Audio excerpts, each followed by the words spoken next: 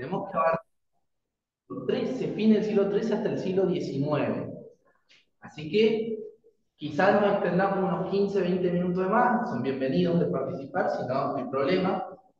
Pero bueno, la clase la vamos a dividir en dos módulos. Vamos a tratar de cubrir todos los baches temporales que nos quedaron de la clase pasada, por los desperfectos técnicos, etc.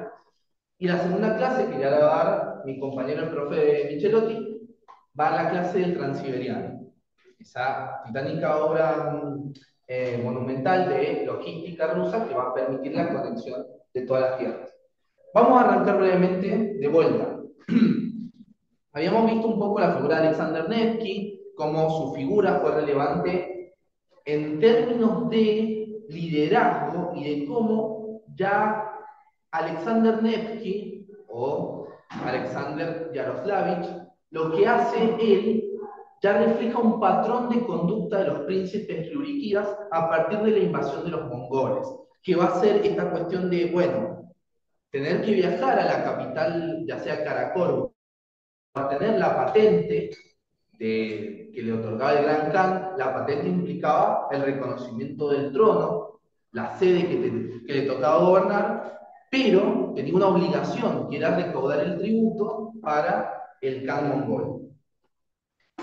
Una cuestión que sucede que la bibliografía que van a encontrar en el Drive, van a encontrar que hacia mediados del siglo XIX y mediados del siglo XIV, del siglo XIII y mediados del siglo XIV, van a encontrar que es un periodo que en inglés se llama apanage, que se puede traducir como un patrimonio, un principado patrimonial, adscrito a una familia.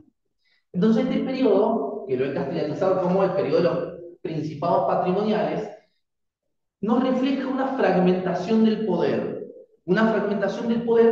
en pequeños principados riuriquidas, ciudades que quizá tenían una importancia, pero no de segunda o tercera categoría, eran pequeñas villas, empiezan a ser protagonistas en un ecosistema fragmentado. Por eso se explica que Moscú, un pequeño villorio que hacia el siglo XIII, empieza a tomar preponderancia.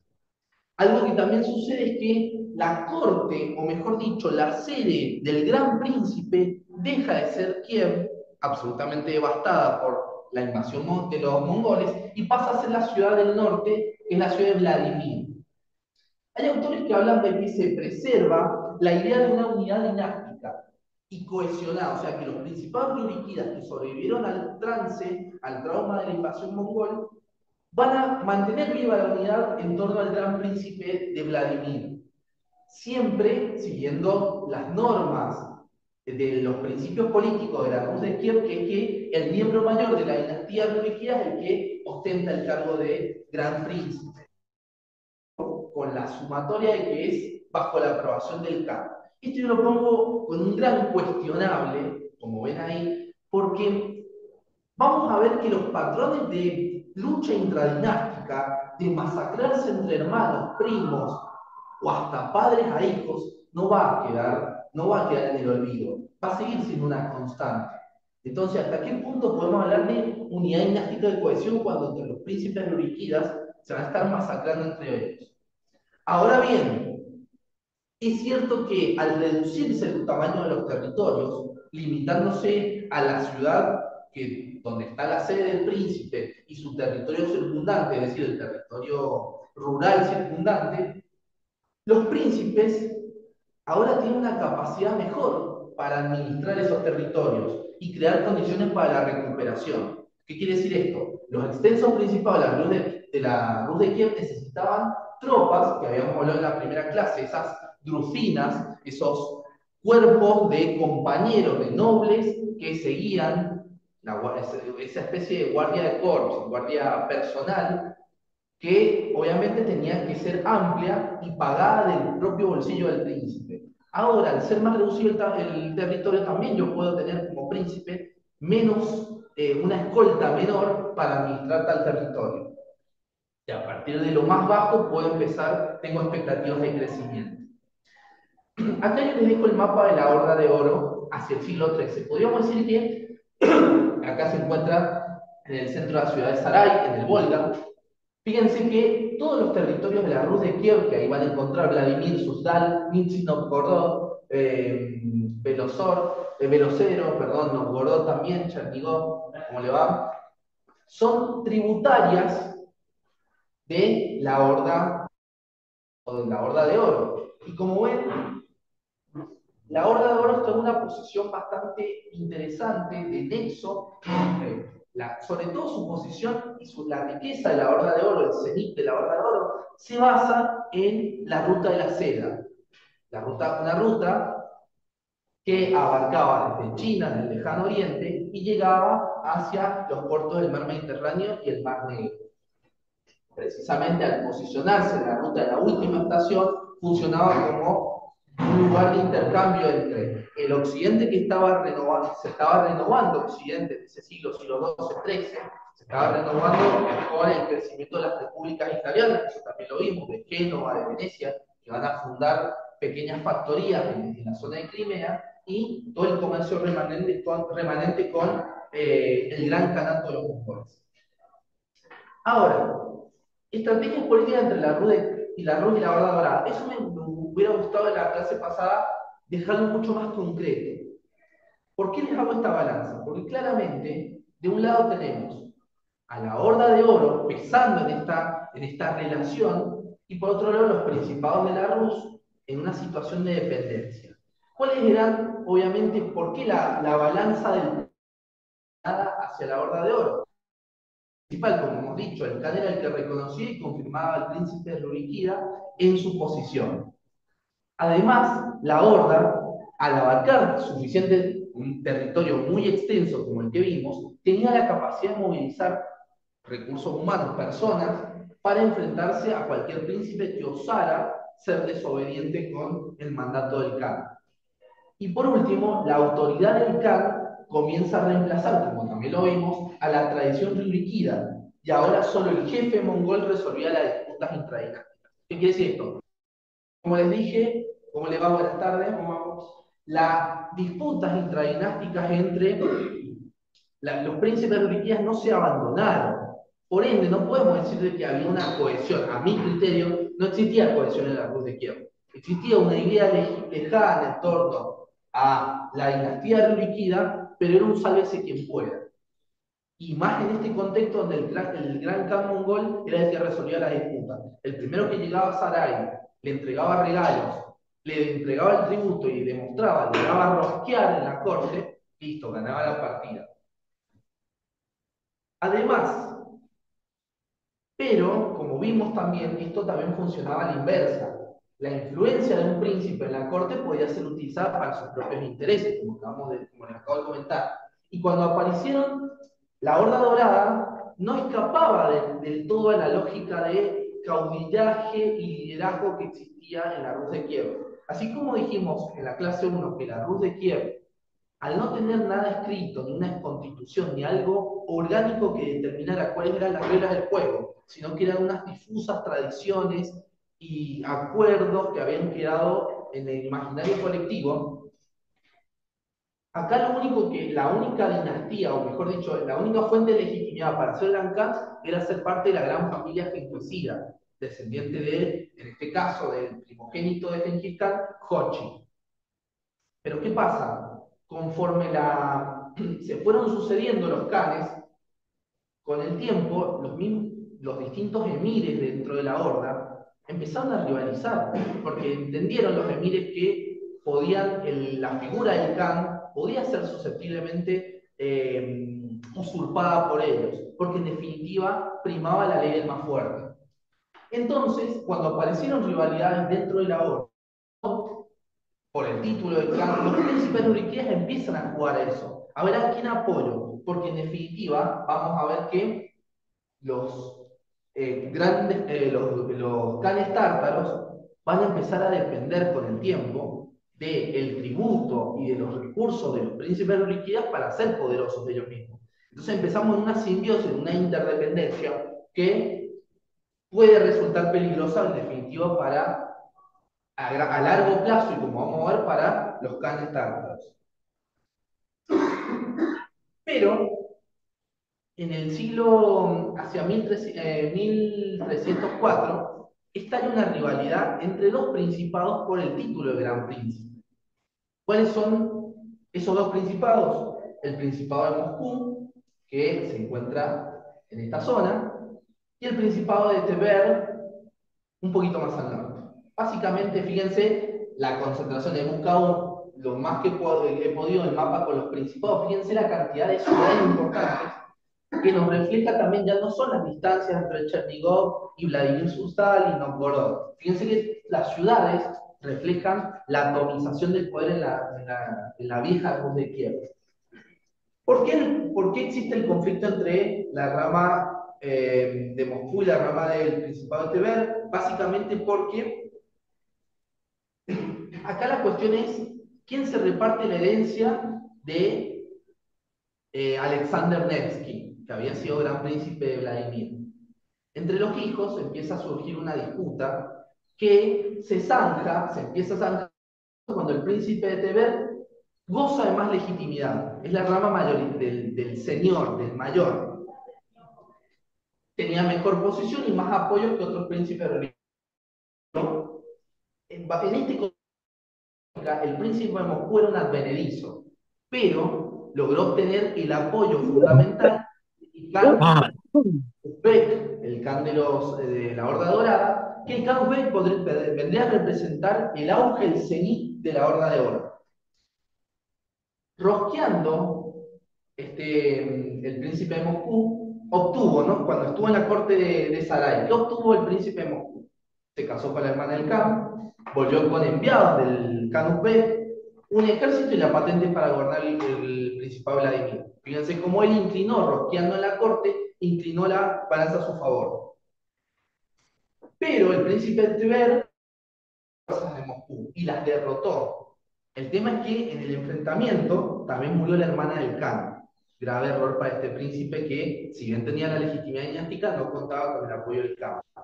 Acá les dejo quién había sido el que asesinó a la hermana del Khan, ya sea por error o concienzudamente, el príncipe Mijail de Tver. Se presenta en esta miniatura, que se refleja en este dibujo, y bueno, es condenado a muerte. El asesinato de este príncipe ya marca cómo se inclina la balanza hacia Moscú.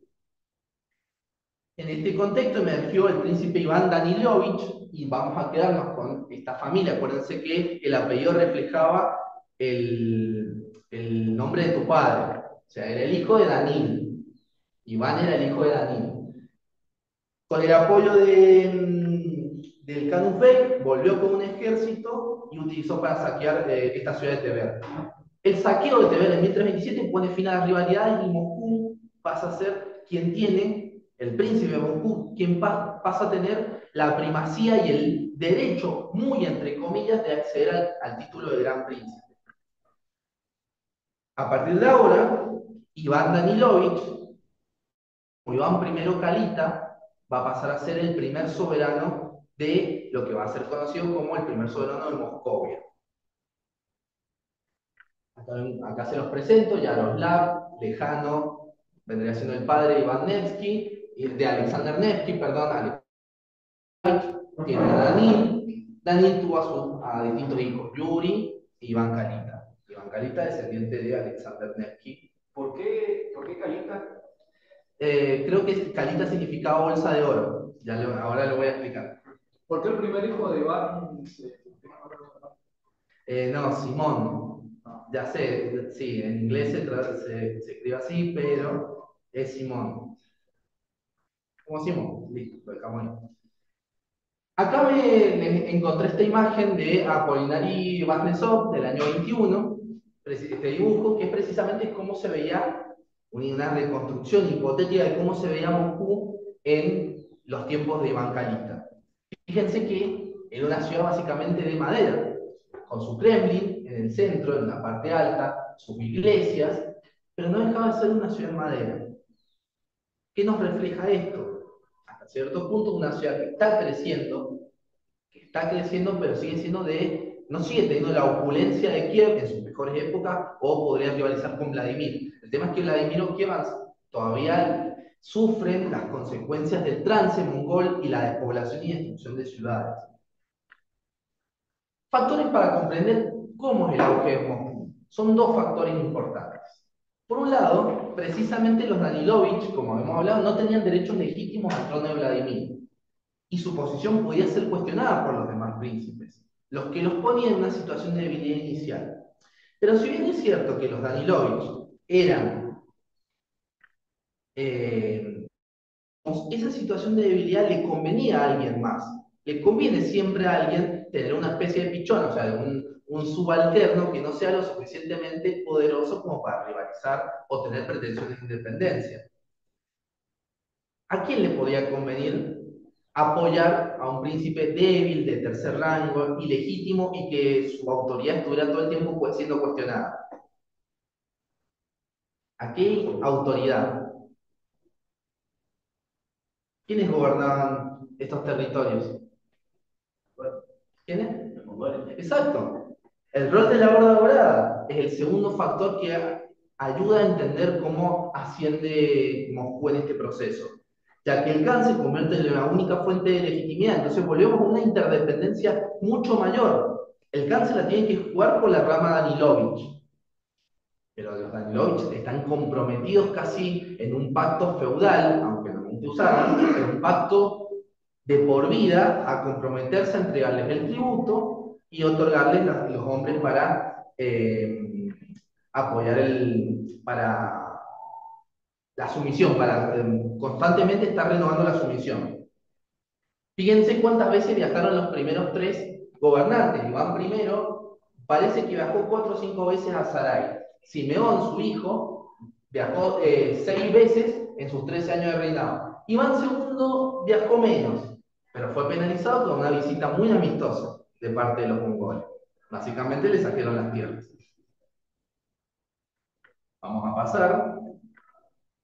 Los primeros soberanos de Moscovia son precisamente Iván I Calita, del 31 al 40, Simeón del 40 al 53, Iván II del 53 al 59. Una continuidad interesante. Ahora, acá hay algo importante. Dentro de la ideología de Moscovia, seguía valiendo o teniendo gran peso la ideología política o los principios de gobierno político de la Rus de Kiev, es decir, gobierna el mayor, pero siempre teniendo una responsabilidad compartida entre la misma generación. Es decir, que vos el trono no lo podías heredárselo a tu hijo, el título de gran príncipe, se lo tenías que dar a tu hermano, al mayor que quedara de tu generación. Pero en este caso a Iván Kalita le toca darle el poder a su hijo Simeón, pero Iván II tiene la suerte, y ya les voy a explicar por qué. Vamos con la expansión territorial de estos primeros tres gobernantes. Una constante que vamos a ver hasta la caída definitiva en 1478 es los ataques sobre Novgorod. Iván I necesita avanzar sobre ciudades como Ustiuk, cerca del río Dvina, y las tierras Allende, pero las tropas fueron repelidas. Acuérdense que Novgorod era la llave del comercio, era la fuente de riqueza y sobre todo de monedas de plata que eran tan necesarias para pagarle el metálico al Khan. Esos ataques van a ser infructuosos. Pero nos vamos a quedar con los éxitos que va a tener el soberano de Moscú. Va a lograr vencer y conquistar el Principado de Kostromá. Kostromá es una ciudad que se encuentra sobre el Volga, al norte, o sea, sobre el tramo norte del río Volga. El hacha representa la conquista. Después conquistan Sepulkhov, Kolomna y Mosaisk, perdón. Al sur ya asegura el frente norte, sobre todo cerca del río Ugra. Y estas conquistas, yo las tendría que ver porque lo llaman Calita, porque se dice que compró con las monedas de oro y con los saqueos a las tierras de Novgorod, él compró estos dos principados, el de Velocero y el de Uglich, al norte y cerca de Yaroslav. Fíjense que el territorio sobre todo era una zona central donde tenía que conquistar. Obviamente le hubiera gustado adquirir un Novgorod, pero no le dejaban. Para el reinado de Iván II, Moscovia si bien ya se había expandido y había tenido una sólida expansión territorial, Moscovia empieza a tener problemas, sobre todo con qué, con el Principado de Riazán al sur y sobre todo con el siguiente enemigo que va a aprovechar la desintegración de la Horda de Oro, que va a ser Lituania. Van a venir desde ataques de Riazán hasta Colonna y Lituania va a querer apoderarse la ciudad de Smolensk, ciudad importante para los rusos que va a tener más consecuencias a largo plazo. En un primer momento igual los rusos la van a recuperar. ¿Qué ventaja le arrojó la expansión a los soberanos de Moscovia? Las poblaciones urbanas y rurales empiezan a pagar más tributos, amplió la jurisdicción judicial y a través del cobro de multas, sanciones y juicios, los soberanos ampliaban sus fuentes de recursos y sobre todo, al adquirir nuevas ciudades, también se ampliaba la cantidad de personas reclutables para los ejércitos. Pero ojo, hay algo que es clave en este proceso. Algo que es clave de este proceso es evitar que el Principado de Moscú se subdivida y perdiera su cohesión. Es decir, que el Principado de Moscú, que se ha logrado conquistar y ampliar, no se vuelva a dividir entre los herederos. El tema es que tiene una ayudita, Iván II, la peste negra. La ayudita de Iván II es la peste negra, que mató a Simeón y a sus hijos, y a su hermano Andrei. Entonces dejó al único heredero, Iván Ivanovich, lo dejó 2 veces, no va a pasar. El tema es que, bueno, la peste negra va a ser importante. Acá le dejo un dibujo de la peste negra, precisamente, y cómo fue el circuito de la peste negra. El problema es que para Rusia, si bien Rusia, o mejor dicho, la Horda de Oro, comienza el flujo difusor por Cafa, después el Mediterráneo, el tema es que recibe hasta 2 reflujos nuevos de peste. ¿Por qué? Porque cuando circunvaló todo el Mediterráneo y llegó hacia la zona de Escandinavia, entró nuevamente por Pskov y Novgorod. Entonces vuelven a sufrir una segunda vez los azotes de la peste y en la década del 60 un tercer azote de peste más. ¿Qué generó eso? Eh, la peste negra redujo no solamente la Horda Dorada, sino los principales arruequios, redujo la población en un 25%. Esto lo asocio a qué proceso? Al proceso de desintegración de la Horda de Oro. La Horda de Oro, otrora poderosa, empieza a desintegrarse por distintos factores. ¿Cuáles son esos factores? Las consecuencias demográficas de la peste, la desarticulación del comercio a nivel internacional, porque siempre hay que tener en cuenta ciertos procesos en simultáneo. ¿Cuál es el proceso en simultáneo? En el Mediterráneo, lamentablemente hay un avance de la tribu de Osman, de los otomanos, sobre todo sobre la zona de Asia Menor y sobre los Balcanes, que empiezan a controlar los otomanos los estrechos. El estrecho de los Dardanelos y luego el estrecho de Galípoli, que une la antigua Nicomedia o Scutari con Constantinopla. El hecho de impedirle y empezar a cobrar tributo a los mercaderes venecianos y genoveses que pasan por ahí ya supone un aumento de los costos por tasas aduaneras, etc. Además, al controlar eso, los otomanos podían empezar podían limitar el comercio cuando a ellos se les antojara. Y por otro lado, el colapso de la dinastía Yuan en China, que al ser expulsados los chinos, los mongoles de China, pierden también esa llave importante del comercio, entonces se produce una retracción. Como ya les mencioné, también hay conflictos internos por el liderazgo de la Horda tras la muerte del Khan Bey entre los clanes genghisidas, que eran los legítimos, y los clanes no genghisidas, que se van a empezar a enfrentar. Esto donde lo vamos a ver, y es irrelevante para la clase de hoy, entre la pelea entre Toktamish, que era un heredero de Hochi, un descendiente directo de Hochi, y Mamai, que era un líder militar, un emir, dentro de la Horda de Oro.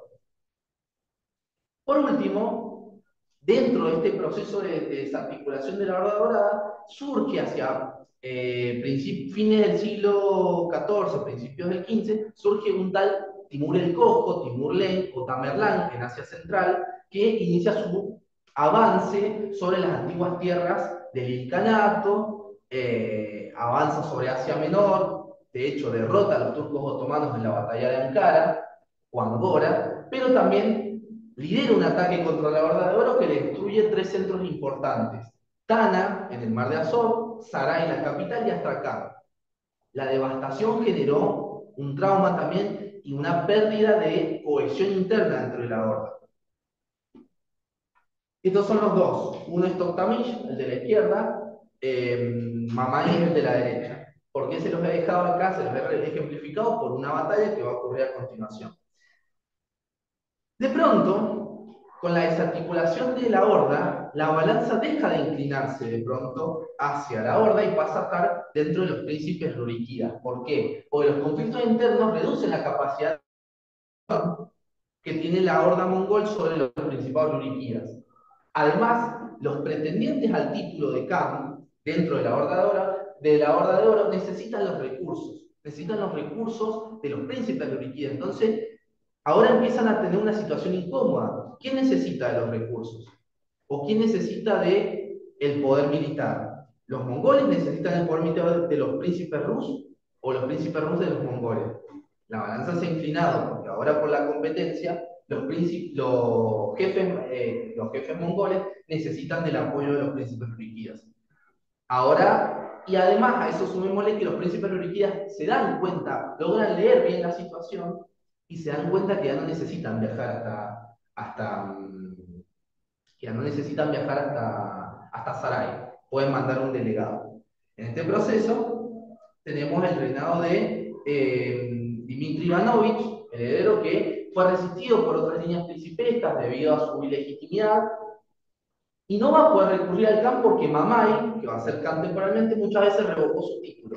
Pero acá vemos cómo, a pesar de que muchas veces revocó su título, el príncipe va a poder resistir el título, no lo va a ceder, no va a ceder su ciudad gracias al apoyo de la élite de boyardos de Moscú. Empieza a darse un proceso donde los boyardos son los que apoyan a Moscú. Y se da una suerte, se empiezan a dar conflictos con el Khan Mamai. Por un lado, la batalla del río Bosá en el 78, donde ganan las fuerzas moscovitas, y la batalla de Kulikovo en 1380. Acá hay una cuestión importante con Kulikovo. Acá tenemos un ejemplo, un retrato de la batalla de Kulikovo y una película que les voy a dejar 2 minutos, un extracto, y eso es para vos, tarea para vos. Un corto de 25 minutos, que he recortado bastante, que se llama Los cisnes de Priampa. Un corto animado del año 1980, que os paso a ver a continuación.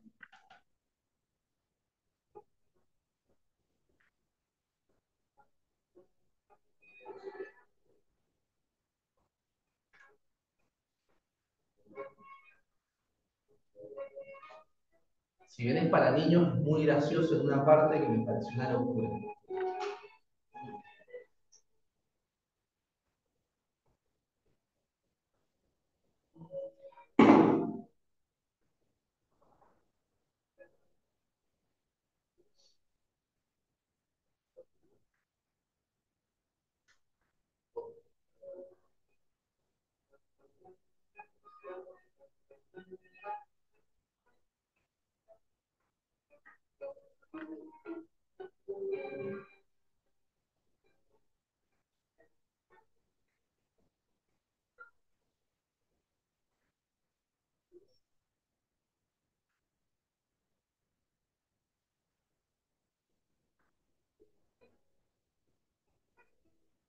Creo que se fijan en las monturas o sea, y los colores utilizados por cada fuerza.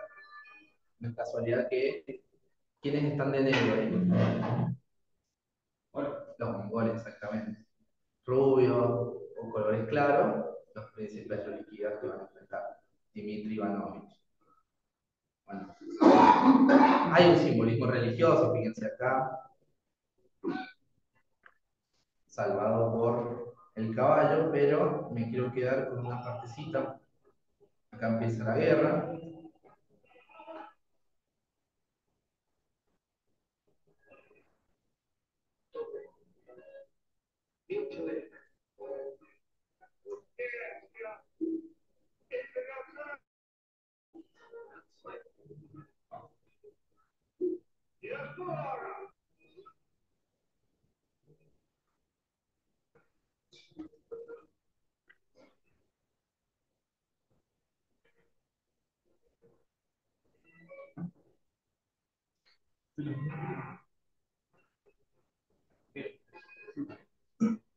Para el crucifijo y sobre todo hasta el caballo, rompe.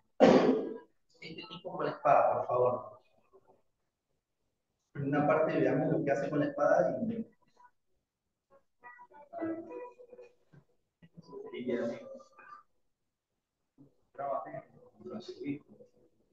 acá claramente reflejan que hay una mayoría, una superioridad numérica de parte de los mongoles, que en realidad sí la había, es cierto.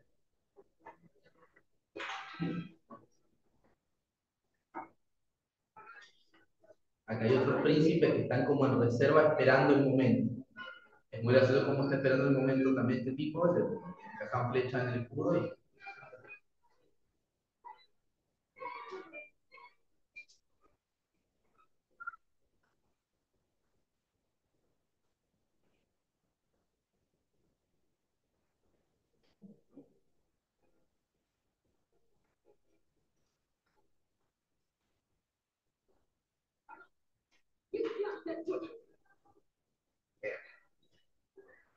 y esa es Mamai.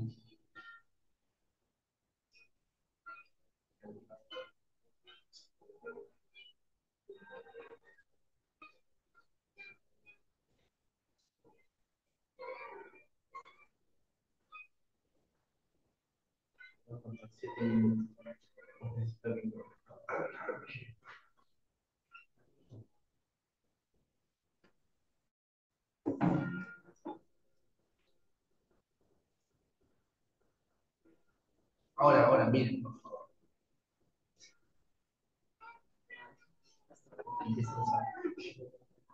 A puño limpio, listo. Eh, Ahora avanza la caballería y avanza con su full espada. Ahí está la cara de Mamai.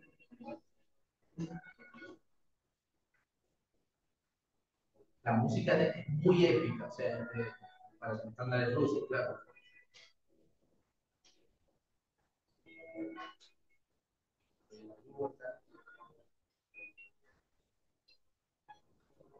Que levantan el pantocrator de Cristo. Bueno,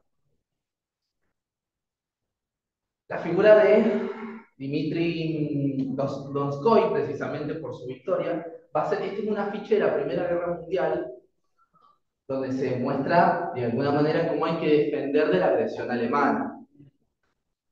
Y acá tenemos también un monumento en el Kremlin de Kolomna. El tema es que así se ha exagerado la batalla de Kunikov. ¿Por qué se ha exagerado? Muchas veces el Fede me preguntaba si era la batalla donde ponían fin a la dominación mongola. No, se ha, digamos, la propaganda ha tratado de darle mayor valor, pero en realidad el patrón de consecuencia de esta batalla no tuvo efectos prácticos inmediatos. Los riquías continuaron teniendo que apoyarse en la legitimidad del Khan, y de hecho, un año después muere Mamai y asume el rival, que era Toktamish, que Toktamish vagó por los principados, los saqueó y tuvieron que todos estar sometidos. La batalla de Kulikov tampoco alteró la posición del príncipe de Kiev. Y porque además el príncipe Dmitri no pudo a importantes principados como Suzdal, Nizhny Novgorod, Ryazan o la misma Novgorod. Eh, Acá fíjense cómo se había fragmentado. El canato de la Horda de Oro se fragmenta en el canato de Siberia, el canato de Kazán, la Horda Nogai, el canato de Astracán y, para los fines para próximos, el canato de Crimea. A su vez, Polonia y Lituania ejercen una presión siempre sobre la ciudad de Smolensk. Vamos a avanzar. Bueno, las conquistas de Dimitri también logró expandir el territorio, conquistó Gali, parte de Velocero, Starodub, Uglich, y también los principales, y si bien los principales de Tver, Rostov y Yaroslav van a seguir dentro de teniendo sus propias dinastías, empieza a darse una cuestión de sumisión y un reconocimiento hacia hacia el príncipe de Moscú. Fíjense que los territorios que controla, estos que están rayados, no están del todo homogéneos, están fragmentados todavía. Hace falta centralizarlos. Vamos a avanzar un poquito, bueno, está sí. En ese momento, bueno, es cuando Novgorod se consideraba como otra parte, o sea, ahí cuando supuestamente fue una república. Durante todo este tiempo la historiografía la va a considerar una república, pero como hemos visto, siempre la van a extorsionar. Novgorod era básicamente a donde iban Siempre estaban jodiendo ahí. Claro, de hecho, Novgorod en este último periodo, su única manera de defenderse es a través de bandas de saqueadores, tipo informales, que van a saquear los territorios. Pero no va a poder llevar a cabo una expansión. De hecho, lo único que va a poder hacer es con sus milicias defenderse de los ataques de los caballeros de la Orden Teutónica o de los suecos. Nada más. Y en todo eso, ellos ya ni siquiera respondían a Moscú, los grandes príncipes. En realidad, solamente van a responder cuando cae el gran príncipe a las puertas de Novgorod y le dicen, o te incendio la ciudad o me paga el tributo. Es la única manera. En el año 1425 se produce la crisis de sucesión. ¿Por qué? Pues si bien en un testamento escrito había dejado a su hijo Vasily Vasilievich como heredero, ¿qué pasa? El príncipe, por primera vez en estas generaciones, el príncipe que había fallecido, es decir, el príncipe Dimitri, había dejado 4 hermanos y un hijo. Y según los principios rurikidas, debería gobernar el más antiguo de la generación. El Khan volvió a jugar, por eso decimos que no se rompió del todo la hegemonía mongola, porque el Khan Toktakmish volvió a omitir la patente el Yarly, se lo dio ¿a quién? A Vasily Vasilievich, reconociéndolo como el gran principado de Vladimir. Pero durante casi 25 años va a haber una guerra civil, porque si bien el Khan lo va a reconocer, los príncipes ruriquías no van a reconocer esa situación, entonces va a haber un enfrentamiento. Como dije, Vasily I dejó 4 hermanos y un hijo al nombrar a su hijo como heredero. En vez de optar por el sistema anterior, se va a optar por una sucesión vertical. Empezamos a ver cómo se empiezan a transponer los principios. Los Danilievich quieren empezar a heredar el patrimonio familiar de padres a hijos, de padres a hijos. Casi como una dinastía con todas las letras, dejando los principios atrás. El tema es que se le va a poner el tío de Vasily, Yurich Dmitrievich. Después de muchas idas y vueltas para ir avanzando, a Vasily II lo van a matar, a Vasily II lo van a tomar prisionero, le van a secuestrar a la esposa y a la hija, pero va a vencer igual. Gracias a quién, al apoyo de los boyaros. Vamos a avanzar. Bueno, acá tenemos los soberanos, Vasily I, fíjense cómo se continúa la dinastía de ellos tres. Y para ponerle fin, en el año 1480 es cuando se produce la batalla del río Ugra. En esta miniatura que se revela, en verdad no fue una batalla, fue un conflicto, una escaramuza, ni siquiera podemos decir que fue una batalla con todas las letras, ¿cómo le va? Pero esta batalla con la retirada del Khan mongol simboliza ahí sí el fin del tributo que le imponía la Rus de Kiev a los mongoles. Perdón, los mongoles a la Rus de Kiev. En el año 1480 ya podemos decir que finalmente ha terminado la dominación mongola. Vamos rapidito con Iván IV el Terrible, muy conocido por la historiografía. Iván IV el Terrible era legítimo heredero de la tradición Danilievich. Pasa que él gobierna, siendo muy chico, es nombrado heredero, es nombrado gran príncipe, con pocos años de edad, y básicamente vivió de regencia en regencia. En los años que estuvo en este periodo de regencia, va a empezar a acumular cierto resentimiento, sobre todo hacia la élite de los boyarios y sobre todo a las élites religiosas. Bueno, va a realizar ciertas reformas que van a encararse hacia un proceso de centralización del Estado, como el Código de Ley del 50, la creación de los PICAS, es decir, departamentos ministeriales.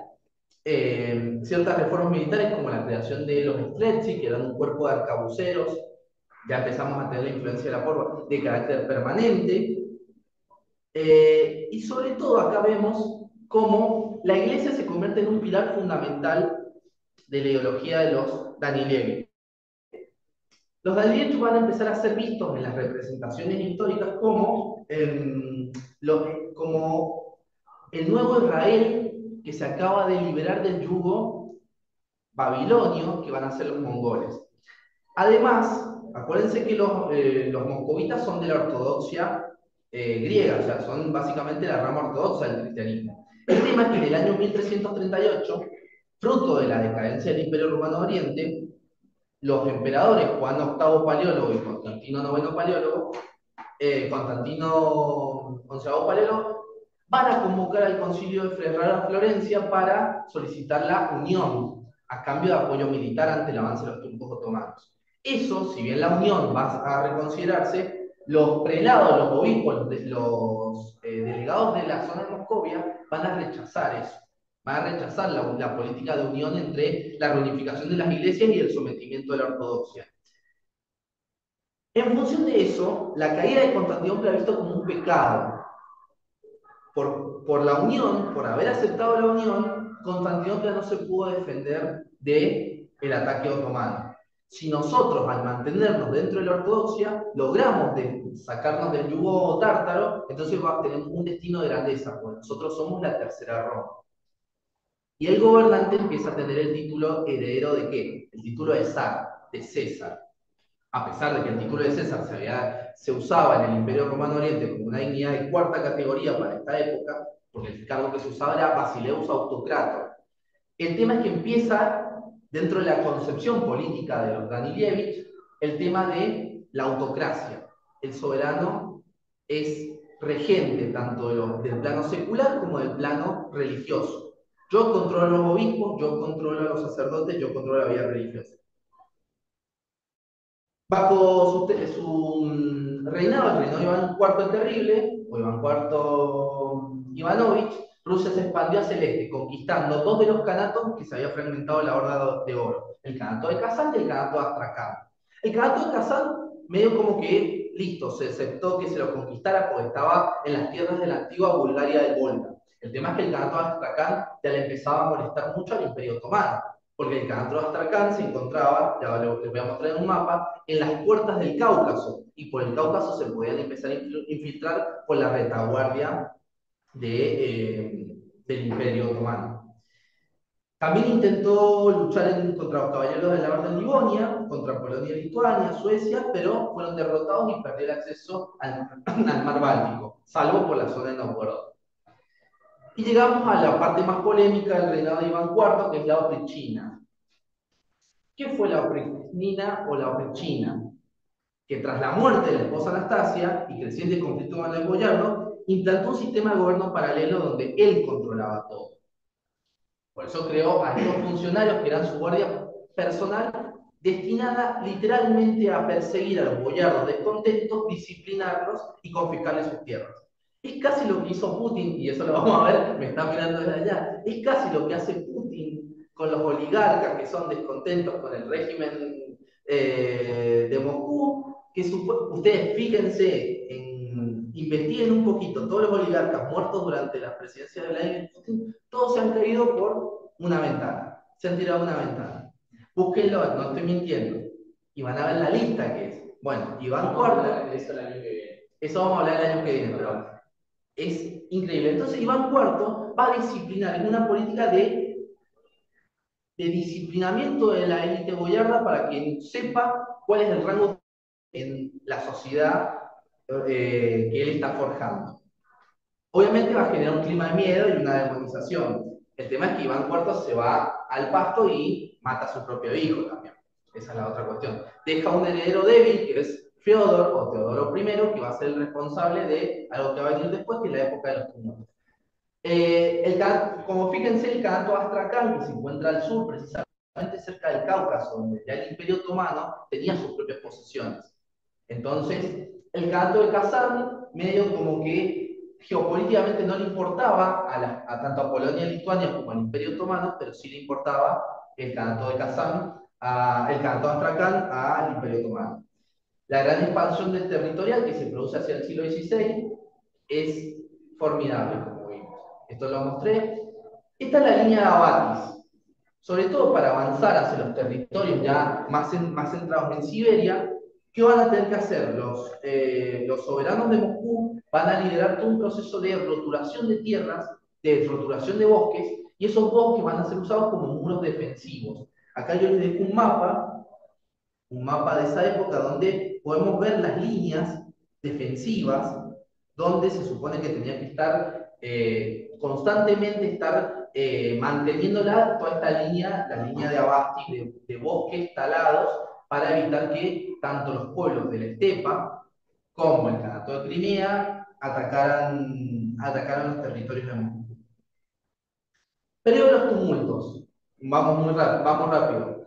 Empieza cuando muere Teodoro I, el último hijos y herederos, y se da una situación simultánea de problemas políticos. Unas pésimas cosechas que generan una gran hambruna, no hay un liderazgo fuerte, el poder se lo pelean entre los boyardos, que quedó resentidos con la época de Iván IV, y se da la invasión de Polonia en Lituania, Moscú de hecho la ocupan en 1610, conquistando todos los territorios como la ciudad más clave es Smolensk. 2 años después, está bien, logran pactar, pero la pérdida de territorios. En el año 13 se da una asamblea donde los representantes, una especie de Beche, una asamblea de Moscú, eligen finalmente a una rama colateral bastante distendida, bastante alejada de la línea luriquida, que son los Romanov. Mijail o Miguel Romanov, de 16 años. ¿Por qué lo eligen a él? Precisamente por su juventud. Con esto se acaba la época de los Ruriquías, se acaba la legitimidad dinástica de la Rus y pasamos a tener la legitimidad de los Romanov. Acá tenemos imágenes del periodo de los tumultos, los polacos entregan el Kremlin, pintura de Ernst Lisner. Vamos rápido, siglo XVIII. ¿Qué hora es? Estamos con los últimos minutos. Pedro I el Grande es uno de los gobernantes de la modernidad más importantes que tiene Rusia. ¿Por qué? Porque el objetivo central de la visión de Pedro I el Grande era occidentalizar Rusia, que abandonara todo lo que implicaba la barbarie, que implicara, obviamente, las raíces moscovitas, mongolas y de la Rus de Kiev, todo eso que iba a ser pasado medieval, y occidental y modernizar Rusia. De alguna manera, la idea de Pedro I era mirar hacia Occidente, parecerse lo más que se pudiera a las élites pujantes del occidente europeo. Tengamos en cuenta que estamos también en un contexto ideológico que es plagado por la ilustración, por la ilustración, la idea de los déspotas ilustrados. No, el lindo es más. Ahora yo les voy a dejar 2 imágenes.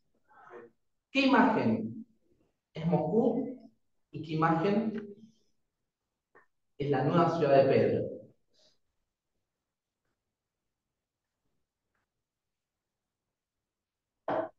Eso es lo que hacemos. ¿Por qué?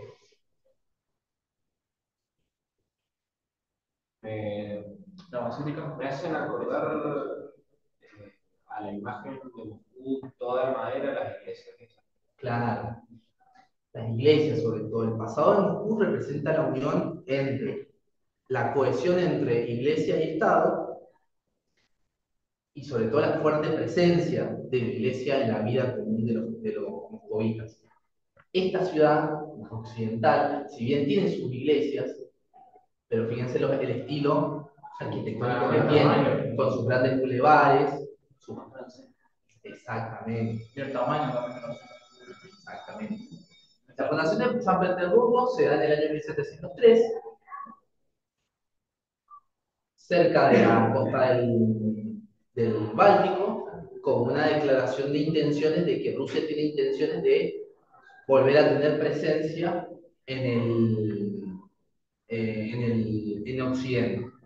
Las reformas internas que realizan Pedro I van a ser reformas militares, crea un ejército moderno y crea sobre todo la primera armada para empezar a disputarle las rutas comerciales y el comercio a las principales potencias como Francia e Inglaterra. Reorganiza el Estado en ministerios y establece una suerte de senado que después se va a conocer como la Duma. Sí, sí, yo tengo. Sí, igual falló el internet recién. Recién me salió como que estaba fallando internet. Eh, sometió a la Iglesia Ortodoxa otra vez, y también obligó a los boyardos, y eso más que nada para aquellos que les gusta la sociología, que haya estudiado la sociedad cortesana de Norbert Elias, uno de los sociólogos más importantes del siglo XX. Fíjense cómo se va disciplinando la élite boyarda, no solamente en el plano militar de coacción, de matarte, te mato y te saco te confisco los bienes, sino en el plano de los comportamientos, del gusto, del refinamiento y la etiqueta que tienen que tener la corte, la vestimenta, se tienen que afectar las barbas, qué ropa que van a usar. La expansión territorial, la Gran Guerra del Norte, donde Suecia es derrotada, después de que Suecia experimentó una gran expansión con un tal Gustavo II Adolfo de Suecia, que había logrado crear un imperio en torno a Escandinavia. Pedro I logra tomar revancha y lograr conquistar. Y además, en el 21 va a ser conquistado emperador de todas las Rusias, proclamándose ya, dejando el título de zar, que es un título más propio de Moscovia, a la idea de emperador. Este es el imperio de Pedro el Grande, de Grande a su muerte en el año 1725. Fíjense cómo ha logrado expandirse tanto hacia el este, fíjense la dimensión.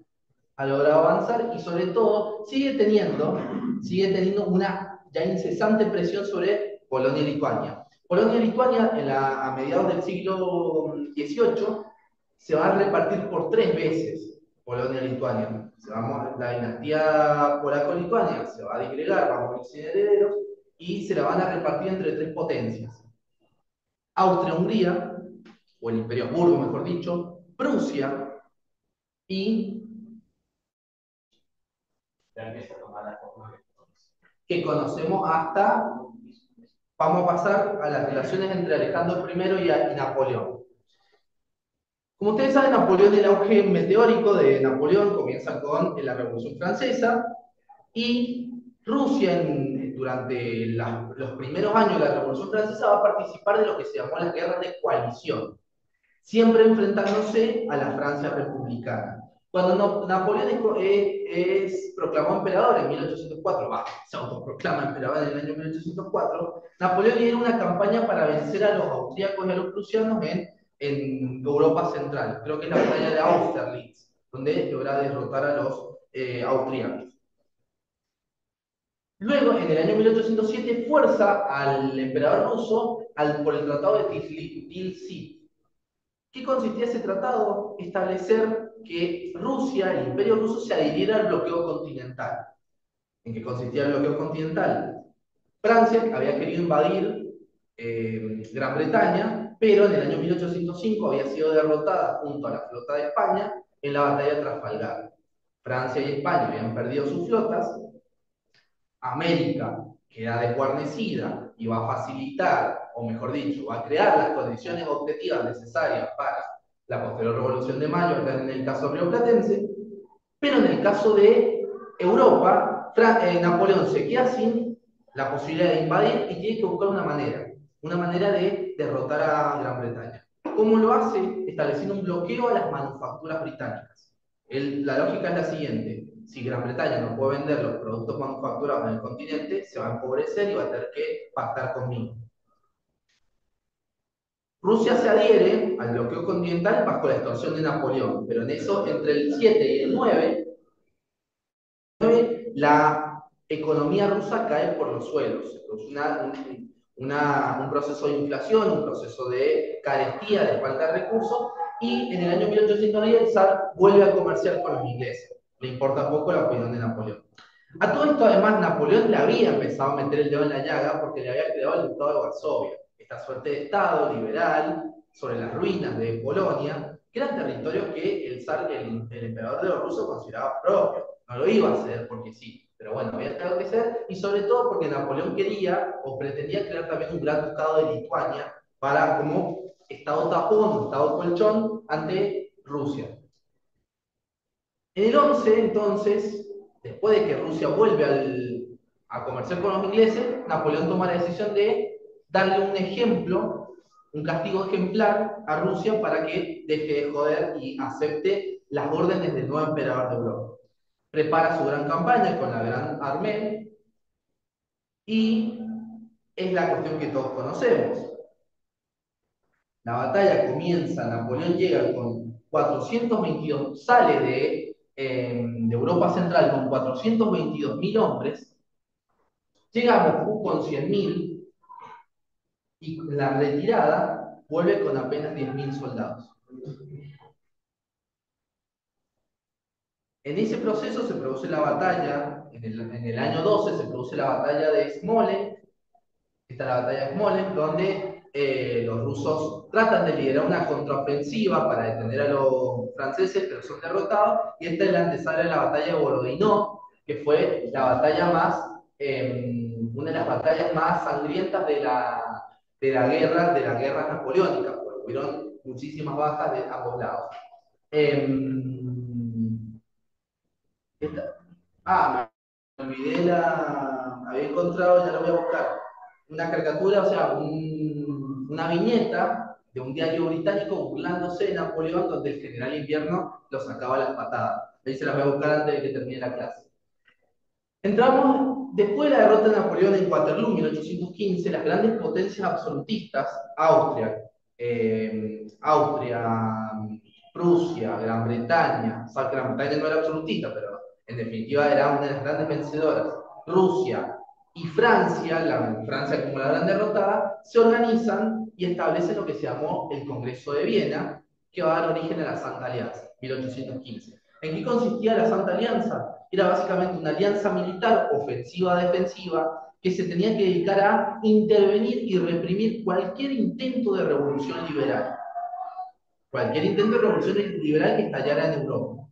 Una de las primeras ocasiones que tuvieron para intervenir la Santa Alianza fue en 1820, cuando en España se produjo una revolución liberal a cargo del general Riego, el llamado Trienio Liberal, donde los franceses creo que llegan con 120.000 soldados y fusilan a todos los generales liberales. Este es un ejemplo, son imágenes de época de cómo se van repartiendo e intentan intervenir, pero a pesar de que la Santa Alianza estaba en contra de intervenir, o sea, que la Santa Alianza se había organizado para intervenir en países donde habían estallado revoluciones liberales, en el año 1820, además de la revolución en España, estalla una revolución independentista en Grecia. Grecia, un territorio sometido al Imperio Otomano. Eso los puso en una situación de incomodidad a las potencias occidentales. ¿Por qué? Porque el Imperio Otomano era un enemigo natural, más allá de cualquier razón de Estado que uno quisiera establecer, de que, bueno, el enemigo o cualquier axioma que uno quiera encontrar, el Imperio Otomano no era garante de estabilidad en Europa. Era considerado en la prensa y en los círculos políticos como el hombre enfermo de Europa. ¿Por qué el hombre enfermo de Europa? Porque era incapaz de contener todos los problemas étnicos que existían en los Balcanes. Uno de los problemas étnicos era Grecia. Como consecuencia de eso, Francia e Inglaterra apoyan en 1820 la revolución griega contra los otomanos. Rusia no se iba a quedar atrás, porque Rusia mantenía un enfrentamiento de hacía 4 siglos con el Imperio Otomano. Entonces, va a intervenir a favor de Grecia porque eso implicaba debilitar el Imperio Otomano. Donde sí va a intervenir y Rusia se va a convertir en el Estado, en el gendarme, va a cumplir la función de gendarme, de interventor, va a ser en las revoluciones del año 1848, que van a ser una serie de revoluciones liberales, donde van a intervenir en la Revolución Húngara del 48, en Berlín y en Polonia. Van a aplastar y van a masacrar. La Santa Alianza se va a fragmentar precisamente cuando 5 años después estalla la Guerra de Crimea. La Guerra de Crimea es un enfrentamiento que se dio entre el Imperio Otomano y el Imperio Ruso. ¿Por qué? Porque los rusos, entendiendo que el Imperio Otomano estaba débil, querían llegar a un pueblo de aguas cálidas. Ese pueblo de aguas cálidas, ¿dónde estaba? Precisamente en el Mar Negro. Para ello implicaba la anexión y expansión, sobre todo la conquista del viejo Canato de Crimea, pero sobre todo en acceder a las ciudades de Crimea. El tema es que eso alertó, porque si llegaban a conquistar Crimea los rusos, nada les iba a impedir que llegaran hasta Constantinopla.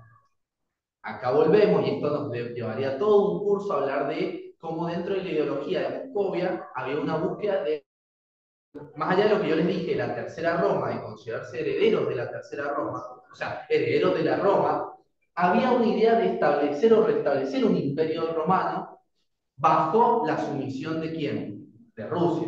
O sea, ser un apéndice. Volver a, mientras que anteriormente era el patriarca de Constantinopla quien sometía a todos los patriarcados, a los metropolitanos de Moscú, ahora se va a dar una situación inversa.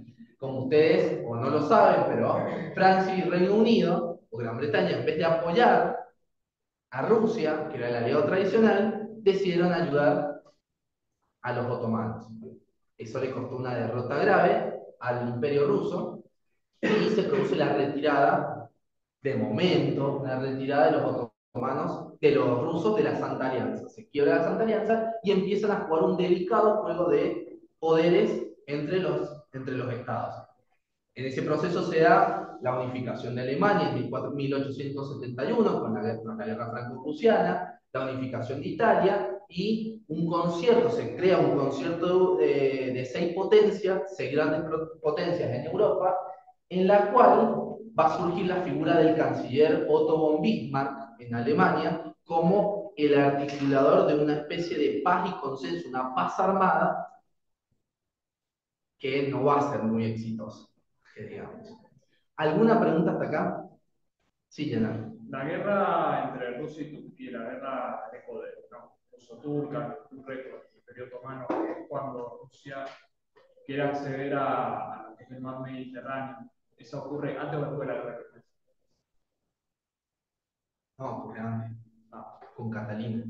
Pero van a fracasar, de todas formas. Recién lo que va a jugar, las influencias que va a jugar Rusia, va a ser después, o sea, poco antes de la primera, donde va a tratar de infiltrarse y va a aprovechar que se van a crear los estados de Bulgaria, de Serbia, para jugar su propio juego ahí. ¿Alguna otra pregunta? Bueno, ha sido titánico esto, cuando impecable, justo. 5 minutos les damos, pues si no, no vamos a llegar. Le damos 5 minutos, vayan a buscarse un cafecito, lo que quieran, y ya volvemos con el Transiberiano.